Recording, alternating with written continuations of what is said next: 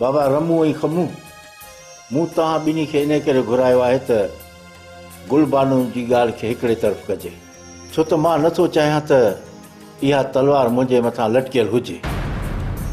ऐं वॾी ॻाल्हि इहा आहे त सॼो कोहिस्तान इन ॻाल्हि में अखियूं विझो वेठो आहे। बाबा मर्ज़ी वारा आहियो, जे वणेव तीअं कयो, असां वेठा आहियूं।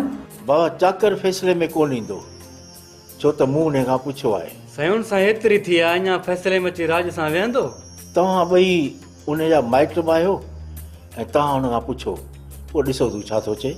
चवंदो वरी छा, हुनजी मजाल जो इनकार करे। मां बि कॾहिं कॾहिं सोचां थो त इहो फ़ैसिलो कंहिं ॿिए सरदार ॾे मोकिलियां। इहो कीअं थींदो साईं? तव्हां राज जा सरदार आहियो, अब्बा आहियो, ॿिए कंहिंजो फ़ैसिलो माण्हू क़बूल न कंदा साईं। ठीकु आहे, पर तव्हांखे चाकर सां ठके ठोके ॻाल्हाइणो पवंदो। ॻाल्हाईंदासीं साईं, केॾांहुं वेंदो? भला हिकु सलाह त ॾियो। साईं जेका पुछो। फ़ैसिले में बाग़ अली ऐं जमाल वारनि खे घुरायूं, छो त इन फ़ैसिले में उन्हनि ॿिन्ही जो हुअणु तमामु ज़रूरी आहे। पर साईं इहे त राज खां निकितल आहिनि, पोइ भले निकितल हुजनि, पर के ॻाल्हियूं अहिड़ियूं आहिनि जो उन्हनि जो फ़ैसिले में हुजणु तमामु ज़रूरी आहे। साईं जे न आया त पोइ मुंहिंजी सलाहियत न घुरायो।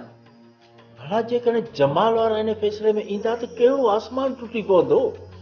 ऐं वॾी ॻाल्हि इहा आहे त फ़ैसिलो वरी कहिड़ी चङी ॻाल्हि जो आहे, छोरी घरां निकिती आहे ऐं उहो दाग़ धोइणो आहे, ॿियो छा करिणो आहे।